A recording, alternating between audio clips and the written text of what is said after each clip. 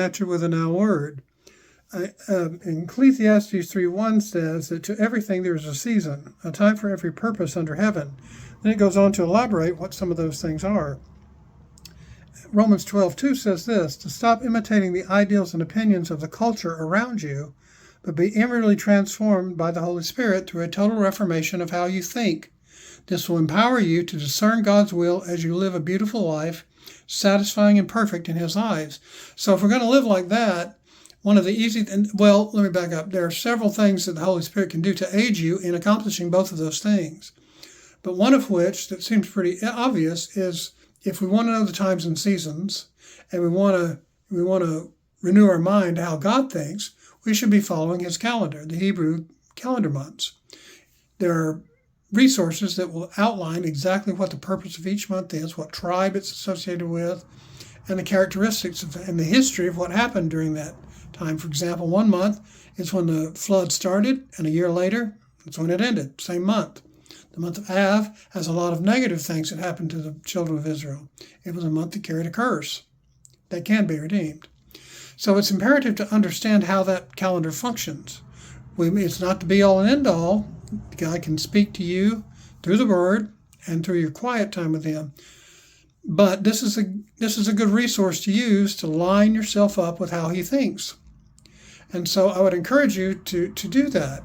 We're starting this weekend, the month of Kislev.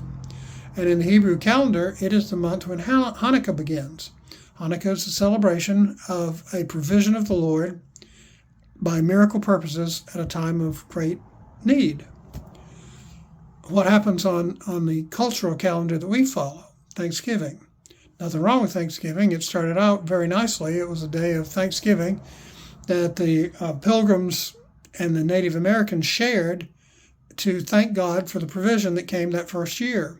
However, now the current culture, it has become the threshold for the commercialization of the Christmas season. So everybody's down with I remember when I was a kid, the Sears Christmas catalog would show up about that time, and all of my friends would be sitting on the floor making their Christmas list.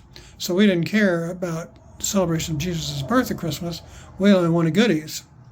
And so it is a powerless counterfeit that the devil has created and replaced a celebration, not necessarily a godly celebration, but one that a more godly culture had created to celebrate the birth of Christ, and has turned it commercial. So it is now a tool of the power of mammon.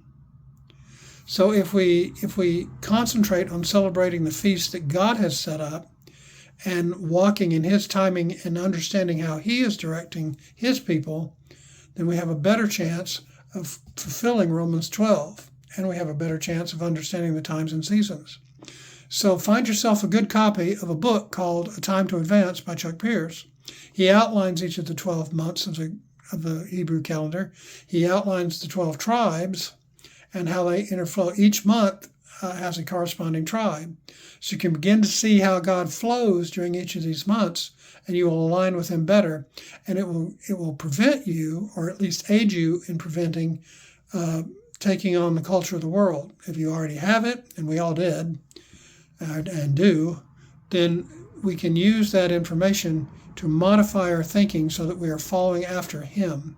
We are renewing our mind, and we will get greater success, it says. It says we will live a beautiful life, satisfying and perfect in His eyes. What better thing than that? So have a good day, and check out God's calendar. Thanks.